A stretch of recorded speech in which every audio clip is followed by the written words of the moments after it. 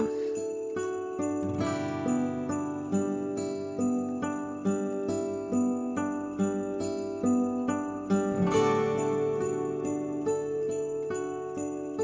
I do not seem to be live, so... It took a moment the other day, if you remember. It took a few seconds, and then you were there. It was like 30 seconds, I think. Okay. Any volume?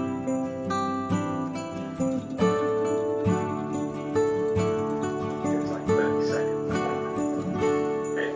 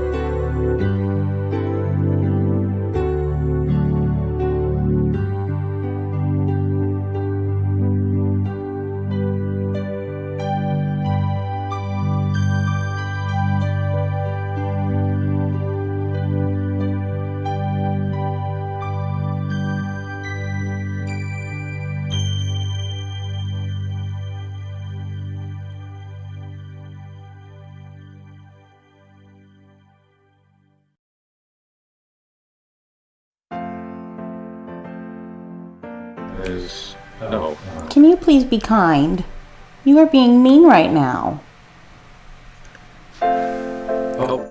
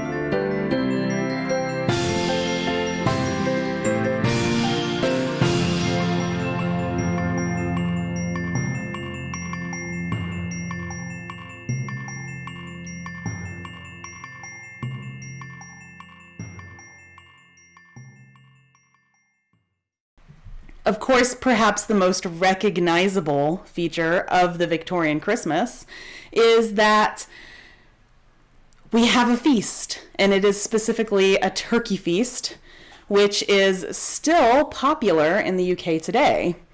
The earliest records of the British Christmas turkey dates back to the early 1500s, when turkeys were brand new and they were imports to the British Isles from the New World, and thus very expensive and very hard to come by. But then Charles Dickens, his A Christmas Carol, of course, we all know that book relatively well, especially if you watch Townsend's, further popularized the tradition, and by that point, turkeys were at least a little more widely available in the UK, and also became the meal of choice for, you know, some of those imperialistic and import-loving Brits. Not all of them, especially if you were in the north, you may have still had some beef or, leg of lamb at that point. But certainly in the south, they became a lot more popular because of A Christmas Carol. And then it really became the food of choice for the Brits in post-World War II Britain, after rationing had ended and turkeys were widely available and a lot more affordable. So even though we associate the traditional British turkey as the Christmas dinner to end all dinners, it really wasn't until the post-World War II era that was, a thing across the board. Then there is obviously Lawrence's favorite tradition, the Christmas cracker. I have one right here. We're going to pull one. Oh, there we go. And he won, because he always wins. Years of practice. Christmas crackers, of course, always have a joke, and I will read it for you in a moment. They always have a hat, and here is my little hat. Are they able to see me now? They are not, but we fixed a temporary audio issue, I believe. Okay. So here's my hat. Hopefully at some point you'll be able to see me. And then there's usually a toy. Lawrence, where's the toy? The toy just fell to the floor. Which is okay, honestly, because they're useless, usually. And I feel like for generations now, since, the British soul invasion, which as a Whovian, I like to call the invasion of the Doctor. I hope you all are laughing on your side of the screens. It's a very niche joke, I know. There have been generations of people now who look at that toy and go, why? Why is it in there? What purpose does it have? But here is my joke from my cracker. What's the difference between the Christmas alphabet and the ordinary alphabet? Go ahead, put your votes in the chat box right now. Let's see if we have some votes here. And while we're doing that, then I'm just going to let you know that I suspect that the cracker has started to wane in popularity in the U.S. again after that whole Brit invasion of the late 2000s, because the only place that I can seem to find them now is in stores like Cost Plus World Market and not really a lot of other places. Have we got some good guesses here? Looks like this still coming in. Apparently my mic is causing echoes, so I'm going to keep it muted for now, and hopefully you can hear me. At least a little bit. Yeah, we will get these fixed. We will. It's the first time ever that we're using this. Please bear with us. It's going to get better, I promise. Quicksilver would just like you to repeat the question as well. Okay, so one more time with the joke. What's the difference between the Christmas alphabet and the ordinary alphabet? So go ahead and give me your guesses. And while you're guessing, I'm going to let you know a little bit about the Christmas cracker. So the Christmas cracker got its start in the late 1840s, maybe early 1850s, which was kind of the beginning of the Christmas craze. And it was essentially created by a confectioner named Tom Smith, who initially sold them with bonbons inside before he decided to give gifts instead. inside the cracker. And again, who knows why? The gifts are completely useless. I don't know about you, but I would much rather have a bonbon. It is what it is. So we got any good guesses yet? Well, let me see. I'm going to go back to the comments and let's see. Yes, we've had a few good guesses. Okay, go on. I suspect they may be correct. This is from, we've got Southern Haint Stories, Elizabeth Stevens, we've got Amsay, we've got Shauna, Heidi, and Marianne all say the same thing, Noel. That is correct. The Christmas alphabet has no L. And there's another one too, which I'm just going to read out. I'm not even going to have you guys guess. But how does a snowman get to work? By icicle. Oh, good gosh. It's horrible. I didn't come up with that one. So yeah, they're always dad jokes. They're always awful. And it is a fantastic tradition that I don't know, I love having taken from the Brits. And these little hats don't really look very good on very many people, but they look good on me. So that's nice. It's my vanity showing, I guess. So have we got any good questions or comments or any kind of supers or anything like that we want to go over before we go any further? Let me take a look. Go back here real quick. Let's see. Here, Elizabeth actually asks us a good question. Why don't they put candy in the Christmas crackers? So initially, Tom Smith, right? Correct, yeah, Tom Smith did. And then I think he just essentially one day was like, I'm gonna put some gifts in there instead because I think kids will like this better. And he just went from there because originally those bonbons that he sold were very popular with romantic couples. So they were wrapped in the same way that, you would maybe get a bonbon or a chocolate today. They were wrapped in a little piece of cellophane. And that gave him the initial idea for the idea of the cracker itself. And then later the pop sound from the fireplace, I guess, is where he supposedly got the inspiration. And then finally, the last iteration of it was adding that gift. So that I can't tell you why. I don't know why. And I think they're kind of silly and I'd rather have a bonbon. But that's what he did. That was his decision. Any other questions? Let's take a look.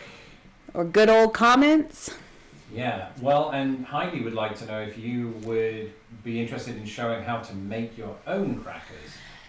I have considered that, and I have to tell you, I've tried before, just once, and it was a big fail. So if I ever figure out how to do it correctly, then you bet your bottom dollar that I will make a video for all of you. Don't you worry about that. Any other questions? I think maybe we've gotten so many comments that I'm struggling to keep up amid the tech issues that I'm also... We need a third person. We do need a third person. Oh my gosh. You know what? If you want to give a super chat so that we can afford a third person for the next live stream, then go for it. But in the meantime, I guess I'll go ahead and go on, and Lawrence will keep on trying to keep up with the questions. Don't you worry. So that brings me to the beginnings of the Christmas craze itself, which, like I said, happened in the 1840s, 1850s, and then so on. And it got its start with a still very popular tradition around the world today, that of the Christmas tree. Despite popular conjecture, the Tannenbaum in Britain, that is the Christmas tree in German, did predate Queen Victoria and Prince Albert's Christmas card by at least 30 years. But just like with the turkey, it was that very sketch, which, if you could see, we'd be popping up onto the screen right now. But it's very widely accessible on the internet. You'll be able to see it very easily. Of that royal family of Victoria and Albert that made that once fringe accessory of the Christmas tree into a must for most Brits and Americans alike. I should also note that fake trees do in fact date back to the 1880s when Germany actually had a shortage of fir trees. And the first fake trees were made out of wood and dyed goose feathers. So they took the goose feathers and they dyed them green and then plastered them onto the wood. And that was the first fake Christmas tree. So hopefully my old-fashioned card has in fact not been revoked. I guess y'all can be the judge in the comments. I don't know. But let's talk a little bit about the differences, because I've talked a lot about Britain and a little bit about Germany. But of course, Lawrence and I right now are in Chicago. And the biggest difference that I can suss out between the Victorian traditions and the Victorian traditions in the US is that of the Christmas dinner. Now, the Christmas dinner in the United States is a lot more eclectic, and many families will opt for a whole gamut of different food choices depending on, their own dietary requirements and maybe even their family's historic backgrounds or where they come from, initially, because of course the United States is a country of immigrants. So popular dishes in the United States do tend to be snackier and also on the sweeter side, and can include anything from honey glazed ham to green bean casserole, which y'all know that I have a recipe for that on my website, which is the one in Alabama, by the way, to pork sliders, and even the turkey itself, which is still the most popular Christmas dish in Florida. But just for the record, Lawrence and I are going to be having duck this year, and it isn't really a tradition for us, but I just kind of fancy one. So that's what we're going to do. Sounds good, right? Yes. And it's going to be the first time that I've actually made a duck since we moved to Chicago, so I'm actually really excited about it. It's not the first time I've made a duck ever. It's just been quite a while. It's just a shame that we're going to have to share it, with our family over Zoom and maybe email them some leftovers. It's too bad. So yeah, oh well. That's the biggest difference. The rest of the Victorian Christmas tradition, as far as I can tell, was essentially just adopted from Europe by us. Again, that whole country of immigrants thing. They just kept on bringing them over, all of our ancestors. So that's where most of our traditions came from today. Now, that said, there are some traditions that I am just so sad don't exist today and need to make a comeback. And I want to know in the comments, do you agree with me on this? Another popular tradition, of course, though, that still holds some weight today, maybe not as much as it would have in mid-century America or in the UK, but definitely still exists, is the sending and receiving of Christmas cards. And again, if you could actually see me, then I would be showing you right now a picture of the first Christmas card, because that might actually be my real favorite Christmas card. It's simple. It wishes you a happy new year. It looks very jovial.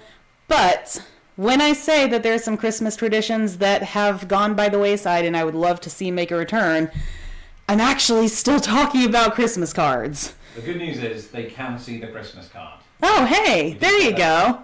I wonder why. We'll have to deal with it later. But nevertheless, it is one of my favorite things that the Victorians had, I think, quite a dark sense of humor at times. And, if you didn't have proper, I don't know, like proper medication in order to prevent yourself from, for example, dying from cuts or childbirth, then you can sort of see why. But they also had a sense of humor that extended to Christmas. And what better way to greet loved ones than with a card depicting Krampus himself stealing children, or the Yule Lads, which, of course, both of those were folkloric pagan creatures whose myths included doing pretty terrible things to children during the Yule season, or even a group of drunken birds with their hungry predator waiting quietly to strike. I mean, who wouldn't want to get that in the mail, right? So another thing that I think should definitely make a comeback besides some of those, darkly comical Christmas cards is ghost stories. Ghost stories were very popular as a pastime in the Victorian era, both in the US and the UK. And in the United States, at least, there was at least one sect of Christianity, spiritualism, that actually took these pastimes and made them into beliefs, with members claiming that they could sometimes commune directly with the dead. And if you think that I'm exaggerating about this, I don't know what to tell you, because I lived growing up pretty close to a spiritualist camp. So I have seen these people. They still exist today, and they believe they can commune with the dead. Take that however you want. In fact, Charles Dickens himself was obsessed with the supernatural, and he grew up listening to some very gruesome tales told to him by his nanny, Miss Mercy. Another popular pastime in the Victorian era, along with that, was seances. Dickens himself, of course, flirted with spiritualism at some points throughout his life, and he loved a good seance, or rather, to go and participate until he could actually debunk whatever the seance hosts were trying to get their guests to believe.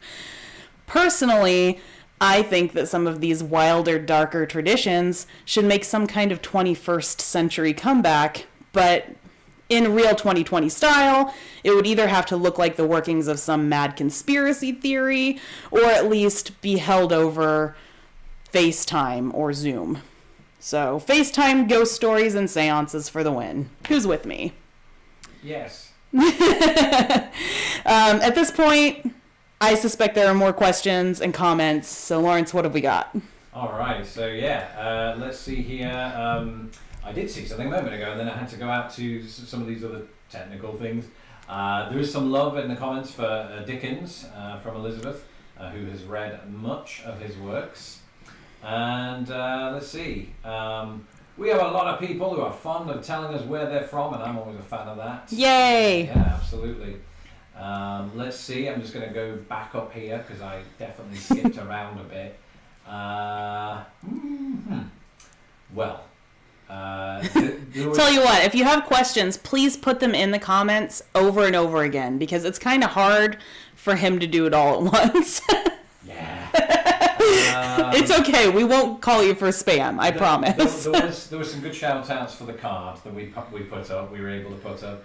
I have to confess, I wasn't able to get the other things up. Oh no! That was my fault. I think it was the technical fault. But I tell you what, if the comments will, or if the description will allow, because it's a very long description tonight, then I will try to get those images in there for you so that you can look at them post live stream, or really what's turning into a podcast with images. Yeah, I mean this is the finest podcast this side of the Atlantic. Yeah, right. So far.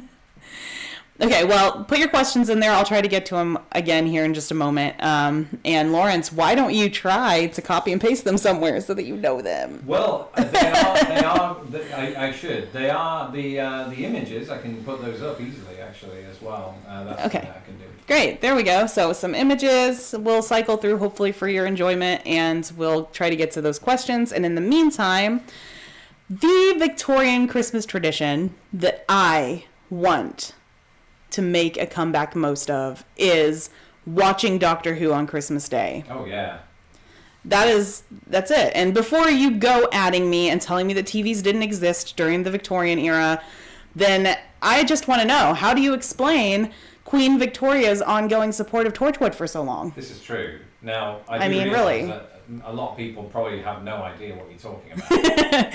Yeah, well, in all seriousness, the only reason why I even bring this up, besides the fact that I actually do kind of miss that tradition, yeah, Victorian or otherwise, is that there really is a petition on change.org that I kind of came across accidentally while I was researching tonight's Victorian Christmas extravaganza. So if you are legitimately interested in what the Brits refer to as Christmas telly, then you too can sign it in the description after our live stream. So I'm going to link it for you. Okay, last, I think, shout on the comments and the questions. If we got anything that we can maybe turn to, I'm going to go to my computer too, since maybe between the two of us we can find some stuff here. We do have some Doctor Who fans in the house, so hello. And apparently Uncle Toby's in the house too. Oh, he is. Hello. Oh yeah, I think he was the first comment. He said hello, so hello, Uncle Toby. It's nice to see you. I love how you're waving at the camera. I know, as if you can see me. I'm sorry, guys. So, next time it'll be better, I swear. Let's see here. What have we got? If you've got one for me, Lawrence, and you're there first, then let me know. I will. Well, Elizabeth asks where you can watch Doctor Who, and BBC America, I think, is one place. It's part of a cable subscription, but I guess Netflix also shows it, right? I think they stream it, or did. I don't know if they still do. They might have some of the episodes still. I don't know that they have all however many. I don't know how many seasons there are now. How many series are there? 13, I think. So there you go. I was going to say 5. That's how out of the loop I am. What are you doing? I know. I'm still in my 20s, no, guys. I'm still married. You can't do things like that. Yeah. Let's see. What else have we got? Yep, it has been on the on BBC forever. It's Apparently true. it's Amazon Prime. It's on Prime now. Tatum, yes. Gotcha. So now you know. You've heard it from not this horse's mouth, but it's on Amazon Prime. Indeed. All right. And what have we got?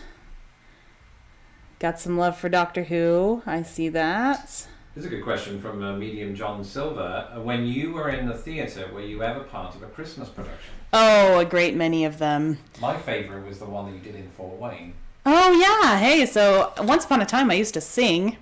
I was a burlesque dancer and a singer for a while, and I did do a Christmas show that was a 5-person show and all singing the whole time. So it was 5-part harmony for probably about half the show, and then we all had our own solos as well, and that was a heck of a lot of fun. That was actually probably one of my favorite shows that I've ever done, and it was just all old Christmas classics. Yeah, you were great in that. Aw, thanks. Yeah. Aw. I got to watch it for free. You did? Which, I mean, that helped me enjoy your performance because I didn't have to pay for it. Sorry. Wow. So, anyway, that was a really fun one. Let's see, what else have we got? I've been in various productions of Annie, which arguably can be construed as a Christmas show just because the ending has Christmas. I have actually helped with costumes for A Christmas Carol at the professional level, in fact. So that was fun. I was a dresser for Christmas Carol one year. Oh, I've been in a great many of them. I might at some point update my resume, and then you'll all know, because it'll be all over the internet, exactly which productions I was part of and when. We'll see. It depends on how lazy I am. What else we got? Can you speak to the lost tradition, and I don't know the answer to this, can you speak to the lost tradition of mummering? Oh my goodness, it sounds so familiar. What does it mean? I remember somebody asking me this about a year ago, and I looked it up, and now I've forgotten. Is it not like pantomime related? Is it? I don't remember. I think it is. Or maybe it's wassailing is a little bit like it too, because wassailing, what it is basically like singing and going from house to house and drinking and like basically like going into your neighbor's house forcefully and then taking all of their treats. So that's at least the Middle Ages tradition of wassailing is something like that. So maybe it's something like that. Well, I've just discovered this little program called Google. And I went there and I looked up mummering, and it's a Christmas time house visiting tradition practiced in Newfoundland, Ireland, and parts of the United Kingdom. Well, there you go. It's something I never did as a child, really. So hopefully that has spoken to the tradition of mummering in a way that is useful to you. It was the Wikipedia synopsis, but maybe next time I'll go a bit deeper into that. I'm very surprised that it's so much like wassailing and that I got that right. Yeah. So that's good, at least. You did well. You did well. Okay, cool. And anything else? Let's see. I don't know, but I'm going to switch away from the Krampus image. Okay, yeah, I can see it's a very interesting setup you've got here for me right now. Oh, look at that, a little robin. Wait, I didn't realise it. There's 2 dead robins. Are they drunk? No, they're drunk. Oh my gosh, they're drunk. They're waiting, again, like they're drunk and the cat is waiting to strike. Maybe they watched my video tonight or yesterday. both about alcohol. Those Victorians and their dark sense of humor, I'm telling you. I know. We can make this a little bigger as well. I think it's a good idea. Maybe you should make it full screen because they've been staring at my head for so long. Yeah. Oh, poor Robins. Or I suppose happy Robins. They're having a good time. Yeah, they have no idea their impending doom, and that's what is the funny thing about this. I didn't realise their impending doom until I just saw the cat. Hey, thank you so much, Mary Ward. So, loving the Victorian history in Lynn, Massachusetts. Excellent. Mary has an appropriate name, I suppose, for a Christmas live stream. I suppose so, and I think you just did a partridgeism. Did I? It sounds like one, at least. You guys don't know what that is, but it's fine. Maybe you do. I don't know. We might have some Brits in the house tonight. I hope we do. Mm-hmm. I know we definitely have some Canadians out there. So there is that. I should tell everyone, you're really proud of your Canadian followers. I am. I love you, Canadians. Thank you so much for following me. Okay, so let's see. I have a question from Becky W., and that is, what side dishes are you planning to serve with your Christmas duck this year? The answer is Brussels sprouts, which is the traditional British fare, and maybe even some Yorkshire puddings, because we are about as international as you get. Statement of the century, right? So yeah. Oh yeah. Bob Evans got caught on to the poor drunken bird in the bowl. I know. So. Oh goodness. But did anyone notice the cat at the edge of the table? Is that a cat or a dog? Oh, it's a cat. And he's going to eat this is. No, totally. It's horrible. Again, it's hilarious. Hilarious. You've got some definition of hilarious that I'm not familiar with. It's not my definition. It's the Victorians' definition. Yeah, I know. Well, they were so consumed with death, weren't they? Marianne, can you use PayPal? I think you can, actually. My PayPal is tara.cantrell, I believe, at Gmail. Good. You're looking at me like... Right? I don't know. You told me, Lawrence. Is it on your website? I don't think it is, but I do have one. It needs to be on your website. Maybe go high pitch there. In the meantime, though, of course, I do have a Patreon account. My Crafty Club members, a lot of you are here tonight, so thank you for that. I am so sorry for the technical issues. We did everything in our power to make sure that didn't happen, and it did. We sure did, yeah. Well, Elizabeth is saying that she can't ever get Yorkshire puddings to come out right. So you know what? In the new year, that might have to be something that I make a video about, because I don't know. I don't mean to toot my own horn or anything, but I'm pretty good at Yorkshire puddings, and I have some tips. You have me to back you up on that. I mean, they are quite considerably majestic. So there you go. And I think, actually, Nanan, that this is probably a good comment to end on, and that is, I do love a well-fed fruitcake. Oh, you've been feeding it very well. So if you want to know more about that, and you want to catch all of the happenings of Vlogmas this year, then I would suggest that you become a subscriber if you are not one already. I promise not most of my live streams are like this, and usually you can see my face. In fact, if you go to my website right now, or you go to my YouTube channel, then it is a testament to that fact. Yeah, there is a plus side to all of this. They can't see my face, and that's usually a good thing, I think, for most people.